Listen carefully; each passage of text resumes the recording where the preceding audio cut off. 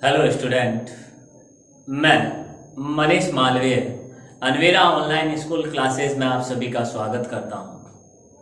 हम एक बार फिर से आपके साथ उपस्थित है क्लास 11th के एग्रीकल्चर बायो सब्जेक्ट के जो अध्याय दूसरा है कोशिका एवं कोशिका चक्र के बारे में, उसका दूसरा पार्ट लेकर। इससे पहले अपन ने एक वीडियो में कल के वीडियो में पढ़ा था, क्या पढ़ा था कि कल के वीडियो में हमने पढ़ा था कोशिका के बारे में, कोशिका की खोज रॉबर्ट हुक ने की। कोशिका, लेकिन रॉबर्ट हुक ने जो खोज की थी वो कोशिका थी, मृत कोशिका थी। इसके अलावा जो दूसरी चीज हमने जीवित कोशिका की सबसे पहले खोज एंटोनी ल्यूवेनहॉक ने की। फिर कोशिका से संबंधित सिद्धांत दिया गया जिसे कोशिका सिद्धांत कहते हैं, जो स्लाइडेन और स्वान ने सबसे पहले 1838-39 में बताया। और उन्होंने कहा कि प्रत्येक सजीव या जीव होता है उसमें कोशिका व उत्पादों द्वारा कार्य होता है, क्रिया होती है। सारे जो क्रियाएं होती है वो कोशिका और इसके उत्पादों से निर्मित होता है प्रत्येक सजीव। फिर रुडोल्फ विर्चो आया और 1855 में उन्होंने बताया कि स्लाइडेन और स्वान ने जो सिद्धांत दिया था उसमें एक कमी रह गई थी कि वो कोशिका की उत्पत्ति के बारे में नहीं बता पाए थे। लेकिन रुडोल्फ विर्चो आया और उन्होंने क्या बताया, उन्होंने कोशिका की उत्पत्ति के बारे में बताया। उन्होंने बताया कि नई कोशिका का निर्माण पुरानी कोशिका से होता है। और उसके बाद एक वैज्ञानिक नेगेली और फिर रुडोल्फ विर्चो ने मिलकर संशोधित या कह सकते हैं आज के समय में जो चलने वाला कोशिका सिद्धांत है वो दिया। वो कोशिका सिद्धांत दिया।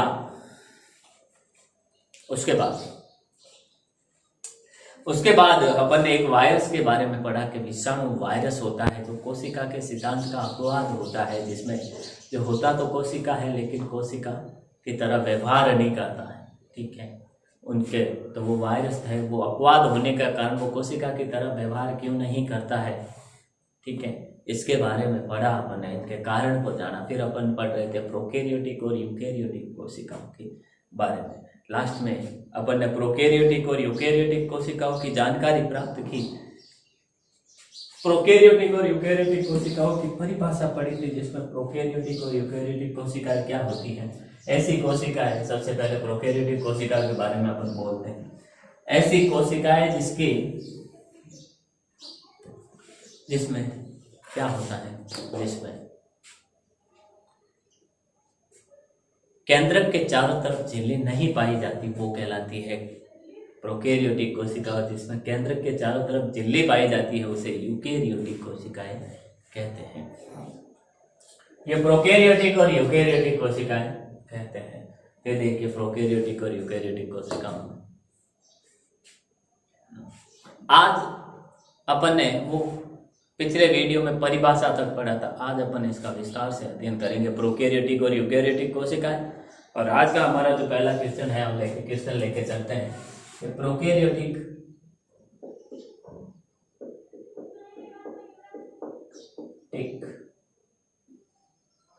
व यूकैरियोटिक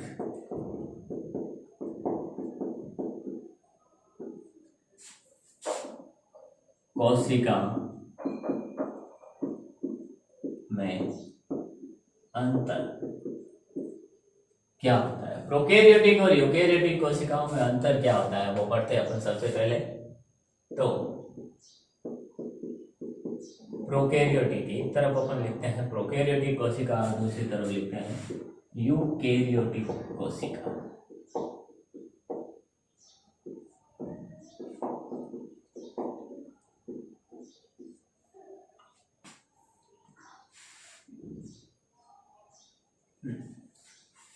अंतर पढ़ेंगे अपन इसमें। अब तो देखिए,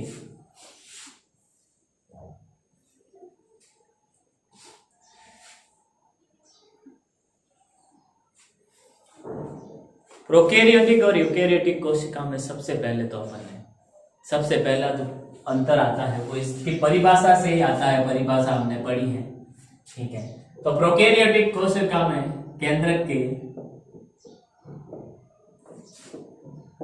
चारों तरफ झिल्ली होती है, अनुपस्थित होती है।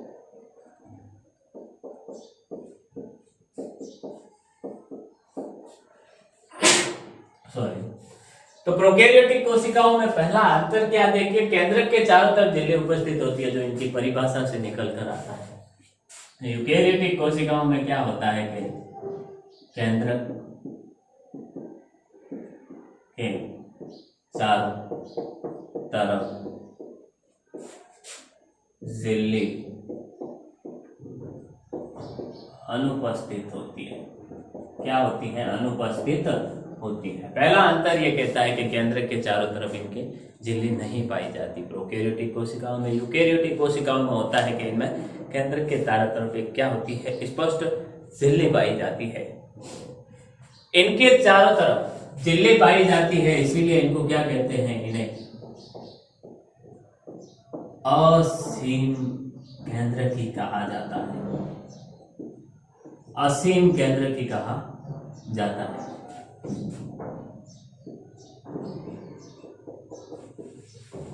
और इन्हें कहा जाता है ससीम केंद्र।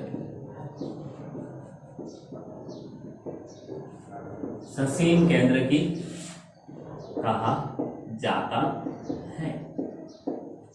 ससीम केंद्र की क्या कहा जाता है? इसे ससीम केंद्र की कहा जाता है।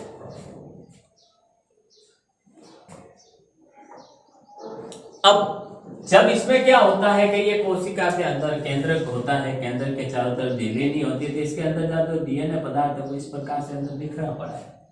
लेकिन इसमें केंद्र के चारों तरफ झिल्ली होती है कोशिका के अंदर, इस प्रकार से उसमें भी डीएनए होता है, लेकिन इसके चारों तरफ क्या होता है? केंद्र झिल्ली पाई जाती है, जिससे केंद्रक हमें सुस्पष्ट दिखाई देता है प्रोकैरियोटिक कोशिका। यूकेरियोटिक कोशिकाओं में हमें केंद्रक सुस्पष्ट दिखाई नहीं देता। तो तीसरा अंतर यही निकल के आता है कि इसमें केंद्रक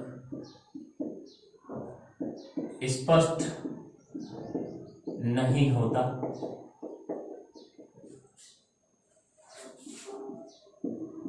इसमें केंद्रक स्पष्ट होता, इनमें केंद्र स्पष्ट नहीं होता और इसमें केंद्र क्या होता है? स्पष्ट होता है। अर्थात इसमें केंद्र की स्पष्ट दिखाई नहीं पड़ता, क्योंकि केंद्र के चारों तरफ झिल्ली नहीं होती। तो केंद्र के अंदर का जो भी पदार्थ है, डीएनए या आरएनए है, क्रोमोसोम है, वो क्या करते हैं? चारों तरफ बिखरे रहते हैं कोशिका द्रव्य में, तो हमें स्पष्ट दिखाई नहीं देता।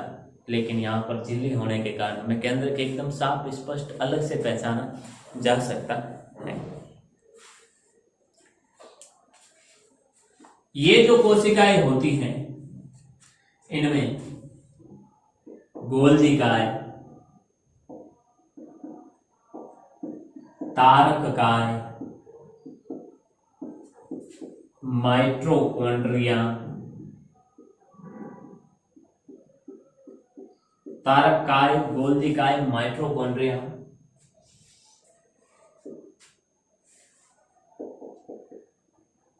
प्रद्रवी, अंतः प्रद्रवी जालिका अर्थात एंडोप्लाज्मिक रेटिकुलम, गोल्जिकाय, तारककाय, माइटोकॉन्ड्रिया और अंतः प्रद्रवी जालिका अनुपस्थित होती है।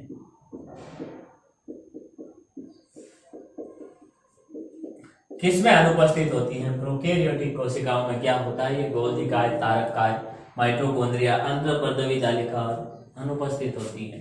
ये सब इसमें पाई जाती है। गोल्जिकाय, माइटोकॉन्ड्रिया,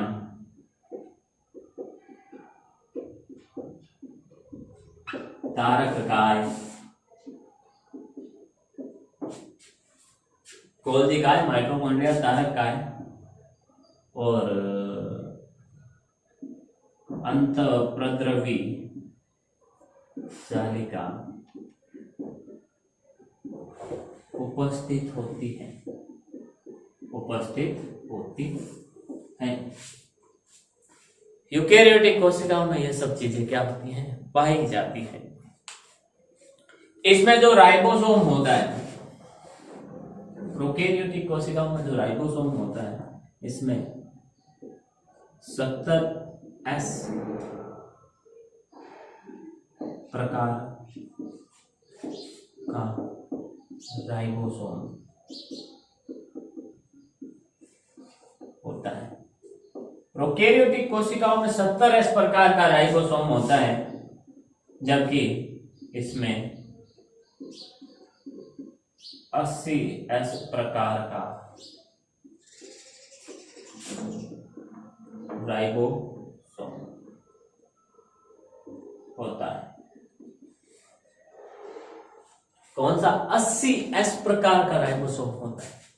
अब ये 80S और 70S क्या है, इसके बारे में अपन आगे विस्तार से पढ़ेंगे। जब राइबोसोम कोशिका के अंग के बारे में पढ़ेंगे, राइबोसोम पढ़ेंगे, तब अपन इसको विस्तार से पढ़ेंगे अच्छे से।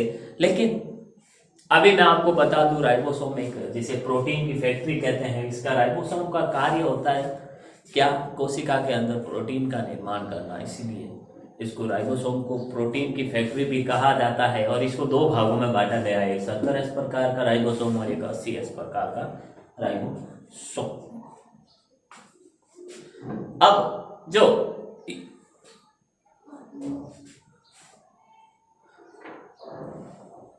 अगला है अंतर है, इसमें जो डीएनए होता है, डीएनए हिस्टोन प्रोटीन से संबंधित नहीं, जबकि इसमें जो डीएनए होता है वो डीएनए हिस्टोन प्रोटीन से संबंधित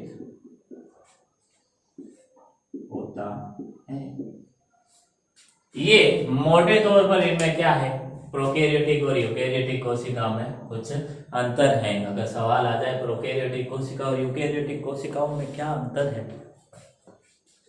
तो अपन ये कह सकते हैं, ये लिख सकते हैं। स्क्रीनशॉट ले लें इसका आपके नोट्स के रूप में, ताकि आप अपने नोट्स बनाए तो इसको उतार सके आराम से।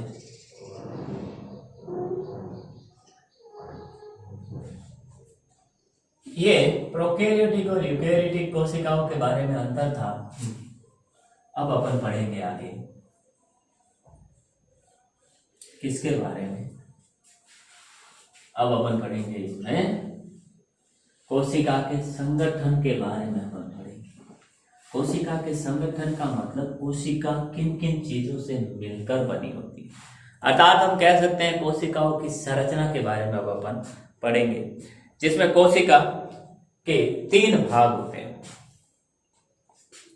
जो कोशिका होती है, कोशिका के 3 भाग होते हैं। कोशिका के कितने भाग होते हैं? 3 भाग होते हैं। कौन कौन से? पहला है कोशिका भित्ति, फिर कोशिका झिल्ली और उसके बाद कोशिका। पहली चीज है कोशिका भित्ति, दूसरी चीज है कोशिका झिल्ली,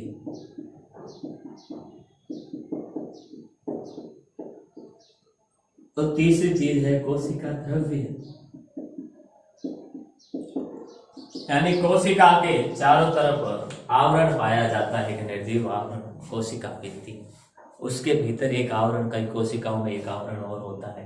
प्रत्येक कोशिका में कोशिका झिल्ली तो पाई जाती है, लेकिन जंतु कोशिका में, पादप कोशिका में ये कोशिका भित्ति भी अलग से पाई जाती है ऊपर की तरफ। ये पादप और जंतु कोशिकाओं के बीच का एक अंतर है, ठीक है, कि जंतु कोशिका में सिर्फ कोशिका भित्ति नहीं पाई जाती है, जबकि पादप कोशिका में कोशिका भित्ति पाई जाती है। इसके बाद कोशिका द्रव्य की अपन बात करते हैं, तो कोशिका द्रव्य में जो फिर कोशिका का जो द्रव्य होता है, जिसमें केंद्रक, माइटोकॉन्ड्रिया, लाइसोसोम, राइबोसोम, अंतःपर्दवी जालिका, गोल्जिका, तारका, केंद्रिका, ये सब पाए जाते हैं, ठीक है। इनके बारे में अध्ययन करेंगे। तो ये कोशिका के 3 भाग होते हैं। अपन अब पढ़ेंगे सबसे पहला जो भाग है कोशिका भित्ति के बारे में। कोशिका भित्ति, कोशिका भित्ति सबसे पहले पढ़ेंगे अपन कोशिका भित्ति के बारे में। ये पादप में पाई जाती है, पहली बात तो जंतु कोशिका में ये नहीं पाई जाती।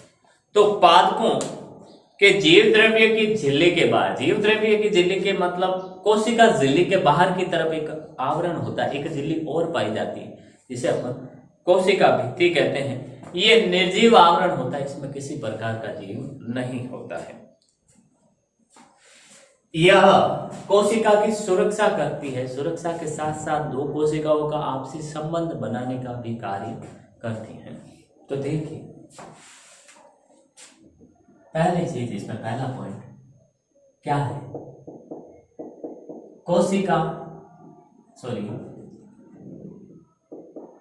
पादप कोशिका के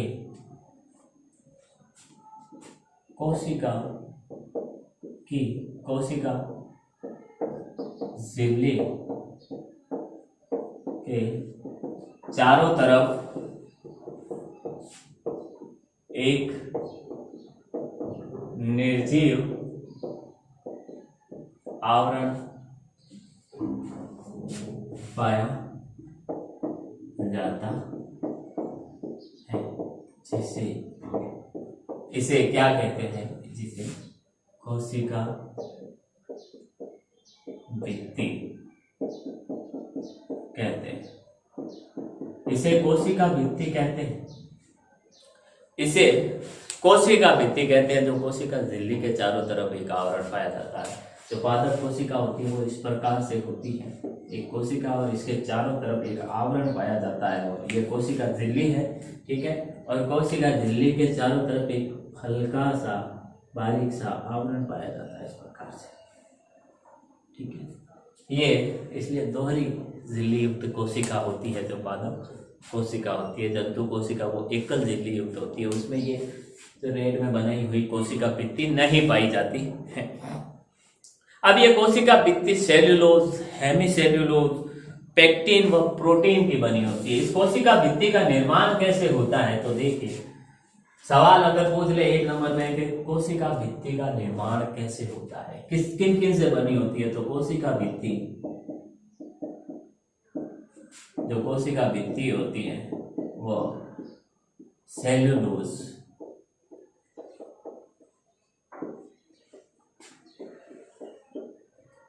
हेमीसेल्यूलोज,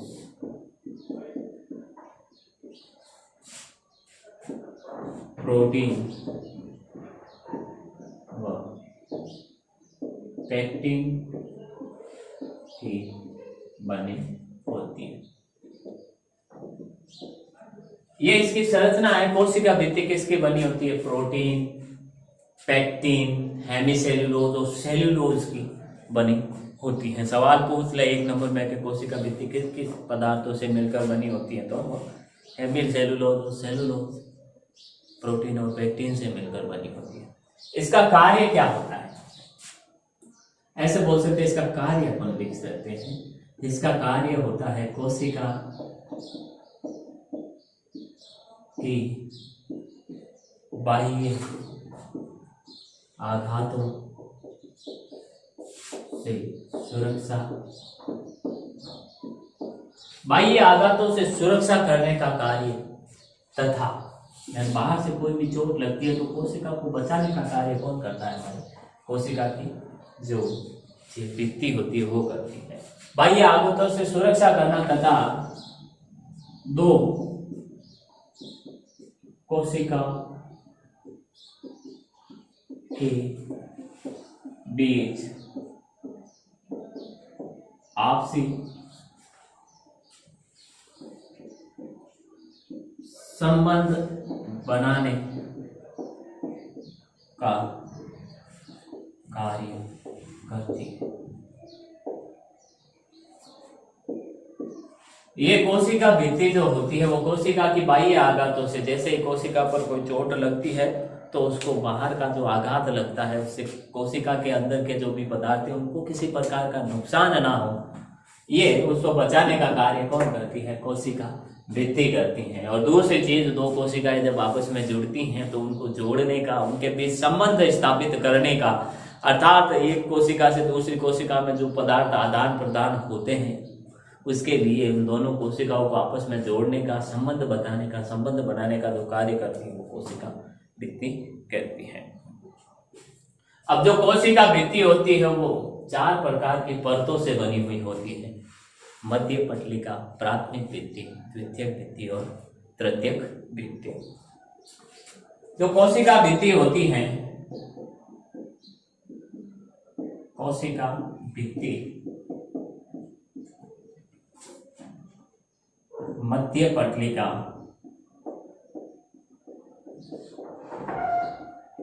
प्राथमिक भित्ति,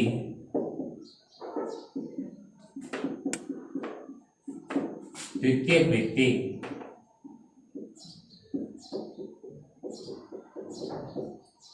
तथा आंतरिक या जिसे अपन कहते हैं तृतीयक भित्ति भी कह सकते हैं, तृतीयक भित्ति से बनी होती है। ये इन सब चीजों से मध्य पटलिका, प्राथमिक भित्ति, द्वितीयक भित्ति, तृतीयक भित्ति से बनी होती है हमारी कोशिका भित्ति। ठीक है। ये जो मध्य पटलिका होती है वो कैल्शियम पेक्टेट की बनी हुई होती है। जो मध्य पटलिका होती है, नोट बना के लिखना, कैल्शियम पेक्टेट की पूरी कोशिका भित्ति सेलुलोज, हेमिसेलुलोज, प्रोटीन और पेक्टिन की बनी होती है, लेकिन मध्य पटलिका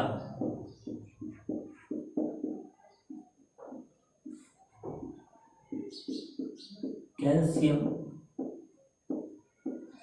पेक्टेट की बनी होती है। कैल्शियम पेक्टेट की बनी होती है। कौन बनी होती है? मध्य पटलिका। कोशिका भित्ति का एक भाग मध्य पटलिका वो कैल्शियम पेक्टेट की बनी हुई होती है। अब तो ये थी हमारे कोशिका भित्ति के बारे में कुछ जानकारी और कोशिका भित्ति से जुड़ी हुई कुछ इंपॉर्टेंट जानकारी, कुछ इंपॉर्टेंट फैक्ट जिनसे सवाल पूछे जा सकते हैं। स्क्रीनशॉट ले लें इसका आपके नोट्स के लिए। अब अपन पढ़ते हैं कोशिका भित्ति के बाद कोशिका भित्ति के अंदर की तरफ और प्रत्येक पादप और जंतु कोशिका, प्रत्येक प्रकार के सजीव में पाई जाने वाली जो झिल्ली होती है, कोशिका झिल्ली के बारे में अपन पढ़ेंगे हम। ठीक है, कोशिका झिल्ली के बारे में अपन पढ़ेंगे।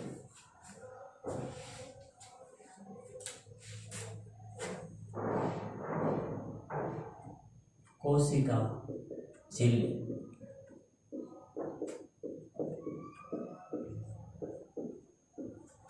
कोशिका झिल्ली क्या होती है? देखिए, सबसे कोशिका झिल्ली होती है कोशिका के भीतर अंदर की तरफ, यानी कोशिका के अंदर की, पादप कोशिका में तो कोशिका भित्ति के अंदर की तरफ और जंतु कोशिका में जो सबसे बाहर का भाग होता है, बाहर का जो आवरण होता है उसे अपन कोशिका झिल्ली कहते हैं। यह कोशिका झिल्ली जीव द्रव्यों के चारों तरफ की झिल्ली होती है जो विभेदी पारगम्य होती है। विभेदी पारगम्य होती है अर्थात विभेदन करती है कि उस झिल्ली के अंदर कौन सी पर कणों को अंदर जाना है और कौन से कणों को बाहर आना है, कौन से कणों के लिए किस, यानी वो किसी निश्चित कणों के लिए पारगम्य होती है। इसीलिए जब कोई झिल्ली किसी निश्चित पदार्थ और निश्चित कणों के लिए ही पारगम्य होती है, अन्य कणों के लिए अपारगम्य होती है, उसे अपन विभेदी पारगम्य कहते हैं। अर्थात वो कणों के अंदर क्या करती है? विभेद करती है, विद्युत आवेशित होती है और चयनात्मक पारगम्य झिल्ली पाई जाती है। ठीक है, देखिए प्रत्येक कोशिका में कोशिका द्रव्य के चारों तरफ, कोशिका द्रव्य के चारों तरफ एक झिल्ली पाई जाती है, जिसे अपन क्या करते हैं? कोशिका झिल्ली कहते हैं। इसकी प्रकृति कैसी होती है? इसकी प्रकृति होती है विभेदी पारगम्य। प्रकृति की यानी इसका स्वभाव कैसा होता है? तो इसकी प्रकृति होती है विभेदी पारगम्य। विभेदी पारगम्य होती है पहली चीज तो ये। दूसरी चीज ये, पहली तो विभेदी पारगम्य होती है, दूसरी विद्युत आवेशित होती है। आवेशित होती है। विभेदित पारगम्य का मतलब है कि ये विभिन्न पदार्थों को अलग अलग पृथक पदार्थों को अलग करती है, विभेद करती है। दूसरी विद्युत आवेशित होती है, तरंग होता है, करंट हो सकता है इसमें। दूसरी तीसरी चीज होती है यह चयनात्मक पारगम्य होती है। यह क्या होती है? चयनात्मक पारगम्य। इसमें चयनात्मक पारगम्यता पाई जाती है, अर्थात कुछ चयनित चीजों को ही ये झिल्ली अपने से अंदर और कोशिका के अंदर और कोशिका से बाहर जाने दे सकती है, इससे ज्यादा नहीं होती है। अब कई वैज्ञानिकों ने इस कोशिका झिल्ली के बारे में क्या किया है, इसकी संरचना बताने के लिए कई सारे प्रयोग किए हैं, लेकिन जो सबसे मान्य प्रयोग है कोशिका झिल्ली से जुड़ा हुआ, जो कोशिका की संरचना को बताता है, 1972 में दो वैज्ञानिक थे, सिंगर और निकोलसन ने क्या किया था, ये कोशिका झिल्ली की संरचना बताने वाला एक मॉडल दिया जिसे तरल मोज़ेक मॉडल, ठीक है, तरल मोज़ेक मॉडल दिया। और उन्होंने अपने इस मॉडल में बताया कि जो कोशिका झिल्ली होती है वो 75 एंगस्ट्रॉम की एक मोटाई वाली फास्फोलिपिड और प्रोटीन से बनी हुई झिल्ली होती है। फास्फोलिपिड और प्रोटीन से बनी हुई झिल्ली होती है। किससे बनी हुई? फास्फोलिपिड और प्रोटीन से बनी हुई झिल्ली होती है। तो कोशिका झिल्ली से कोशिका झिल्ली की संरचना से संबंधित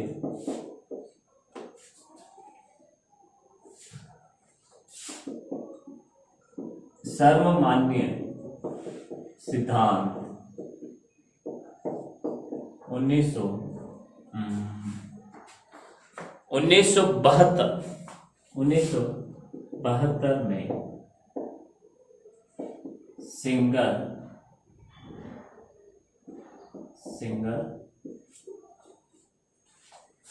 व निकोलसन ने दिया। सिंगर व निकोलसन ने दिया संबंधित सिद्धांत, और उन्होंने बताया संरचना से संबंधित कि हाँ भाई कोशिका झिल्ली की संरचना कैसी होती है। दोस्तों उन्होंने क्या बताया? उन्होंने बताया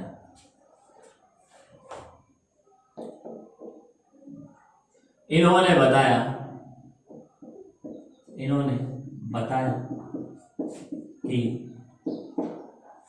कोशिका झिल्ली, जो कोशिका झिल्ली होती है, झिल्ली 75 एंगस्ट्रॉम मोटी फास्फोलिपिड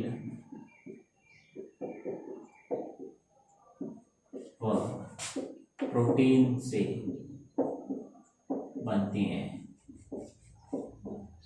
फास्फोलिपिड और किससे बनती है? प्रोटीन से बनती है। ये सिंगर और निकोलसन ने बताया था। इन्होंने एक सर्वमान्य जो सिद्धांत दिया था, उस सिद्धांत का नाम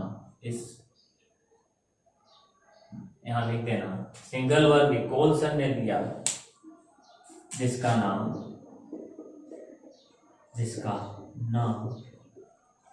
तरल मोज़ेक मॉडल। क्या है? तरल मोज़ेक मॉडल है। और सिद्धांत का नाम क्या है? तरल मोज़ेक मॉडल, जो सिंगर और निकोलसन ने कोशिका झिल्ली की संरचना बताने के लिए दिया था। और संरचना बताते हुए उन्होंने कहा था कि उसका नाम क्या रखा था, तरल मोदी एक मॉडल रखा था। और उन्होंने बताया कि ये जो कोशिका झिल्ली होती है वो 75 एंगस्ट्रॉम मोटी, एंगस्ट्रॉम एक लंबाई का मात्रक है, ठीक है। 75 एंगस्ट्रॉम बड़ी क्या होती है, एक मोटाई की बनी हुई होती है, फास्फोलिपिड और प्रोटीन से बनी है हमारी झिल्ली होती है। इन्होंने बताया कि 2 फास्फोलिपिड परतों के मध्य प्रोटीन पाया जाता है। इन्होंने ये भी बताया कि 2 फास्फोलिपिड प्रोटीन के मध्य क्या पाया जाता है, प्रोटीन पाया जाता है। और ये इसमें 2 प्रकार के होते हैं। इस कोशिका झिल्ली में 2 प्रकार के प्रोटीन होते हैं, एक बाह्य या परिधीय प्रोटीन और एक आंतरिक प्रोटीन।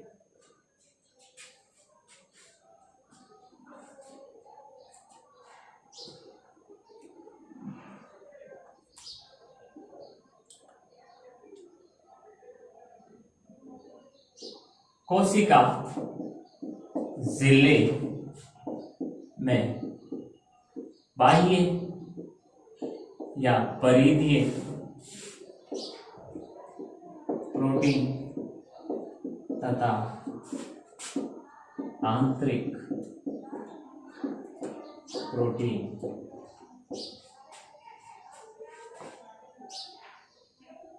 आदि दो प्रकार के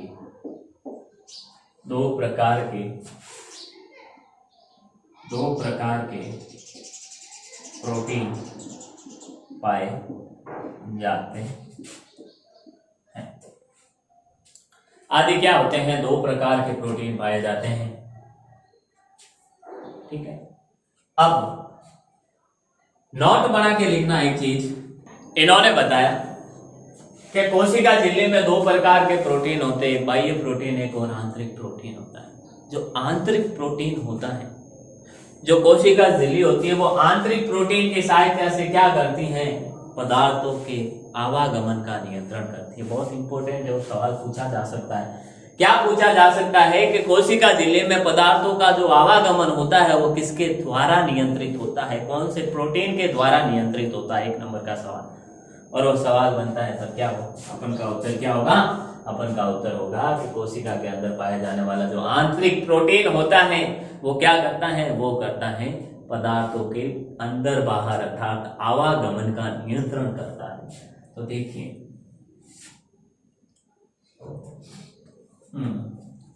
लिखिए इसको अपन, हाँ, कोशिका झिल्ली के कोशिका झिल्ली के अंदर पाया जाने वाला आंतरिक प्रोटीन, कोशिका झिल्ली के अंदर पाया जाने वाला आंतरिक प्रोटीन पदार्थों के क्या करता है, पदार्थों के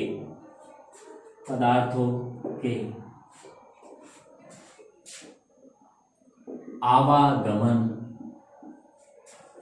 का नियंत्रण करता है। पदार्थों के आवागमन का क्या करता है, नियंत्रण करता है। कौन करता है, कौन करती है, कोशिका झिल्ली करती है।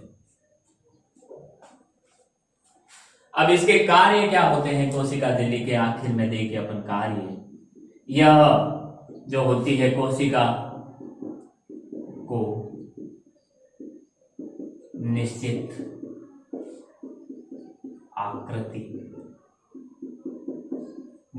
आकृति व आकार प्रदान करती है, निश्चित आकृति आकार प्रदान करती है, सुरक्षा प्रदान करती है और निष्क्रिय परिवहन में सहायता करती है। कोशिका को निश्चित आकृति आकार व सुरक्षा प्रदान करती है, सुरक्षा प्रदान करती है। क्या करती है, सुरक्षा प्रदान करती है। और दूसरा, तथा निष्क्रिय परिवहन में सहायता करती है। किसमें? निष्क्रिय परिवहन में सहायता करती हैं। किसमें? निष्क्रिय परिवहन में सहायता करती हैं। ठीक है, तो ये कोशिका झिल्ली के बारे में जो अच्छे से टॉपिक है, जिनसे सवाल बनते हैं, जो पॉइंट है उनसे सवाल बनते हैं। तो देखिए, ये अपन ने पढ़ा कोशिका झिल्ली के बारे में, कोशिका भित्ति के बारे में। एक बार फिर से देखते हैं, प्रत्येक कोशिका में कोशिका द्रव्य के चारों तरफ झिल्ली पाई जाती है। ठीक है, कोशिका द्रव्य के चारों तरफ अर्थात अपन कह सकते हैं कि कोशिका है। ठीक है, इस कोशिका के बाहर का जो ये आवरण है, ठीक है, ये कोशिका झिल्ली होती है। ये अंदर वाला जो पदार्थ होता है, सबसे बीच में, केंद्र के साइड में कहीं भी हो सकता है, और उसके अंदर वाला जो पदार्थ होता है उसे जीव द्रव्य कहते हैं, जो अपन आगे पढ़ेंगे। ठीक है, इस जीव द्रव्य के चारों ओर तरफ जो आवरण पाया जाता है, जीव द्रव्य के चारों तरफ एक झिल्ली पाई जाती है, उसे अपन कोशिका झिल्ली कहते हैं। इस कोशिका झिल्ली की प्रकृति कैसी होती है? ये विभेदी, पारगम्य, विद्युत आवेशित और चयनात्मक पारगम्य होती है। विभेदी पारगम्य होती है, विभेदन करती है आने वाले जाने वाले पदार्थों का। कोशिका से अंदर बाहर होने वाले पदार्थों का क्या करती है? विभेदन करती है। दूसरी चीज, ये कोशिका झिल्ली की संरचना से संबंधित विद्युत आवेशित होती है। चयनात्मक, कुछ एक पदार्थों को ही, चयनित पदार्थों को ही अपने से अंदर और बाहर जाने देती है, कोशिका से अंदर और बाहर जाने देती है। फिर कोशिका झिल्ली की संरचना से संबंधित सर्वमान्य सिद्धांत जो दिया था 1975 में सिंगर व निकोलसन नामक दो वैज्ञानिकों ने दिया था, तरल मोज़ेक मॉडल नाम से। ठीक है, उनमें उन्होंने क्या बताया कि कोशिका झिल्ली होती है वो 75 एंगस्ट्रॉम मोटी फास्फोलिपिड और प्रोटीन की बनी होती है। फास्फोलिपिड और प्रोटीन की बनी होती है। इस कोशिका झिल्ली में दो प्रकार के प्रोटीन पाए जाते हैं, आंतरिक प्रोटीन और बाह्य प्रोटीन। आंतरिक प्रोटीन और बाह्य प्रोटीन, दो प्रकार के प्रोटीन पाए जाते हैं। फिर आती है इंपॉर्टेंट बात के कोशिका झिल्ली के अंदर जो आंतरिक प्रोटीन पाया जाता है वो क्या करता है? पदार्थों के आवागमन का नियंत्रण करता है। यानी कोशिका झिल्ली जो दो प्रकार के बाह्य और आंतरिक प्रोटीन से बनी होती है, उसमें आंतरिक प्रोटीन क्या करता है? उसमें आंतरिक प्रोटीन करता है कि वह पदार्थों के आवागमन को नियंत्रित करता है। फिर कोशिका झिल्ली का कार्य क्या है? कोशिका झिल्ली का कार्य होता है कोशिका को एक निश्चित आकृति, आकार और सुरक्षा प्रदान करना, बाहर के आघातों से बचाना। ठीक है, सुरक्षा प्रदान करता, साथ ही साथ ये निष्क्रिय परिवहन में भी भूमिका निभाती है। ठीक है, तो आज अपन ने यूकेरियोटिक प्रोकैरियोटिक कोशिकाओं में अंतर, उसके बाद इंपॉर्टेंट कोशिका भित्ति और कोशिका झिल्ली के बारे में अपन ने पढ़ा है। उम्मीद करता हूं जो भी मैंने आज आपको पढ़ाया है वो समझ में आया होगा। आने वाली क्लासों में अपन इस अध्याय को कंटिन्यू करेंगे। तो मिलते हैं अपन अगली क्लास में। Thank you.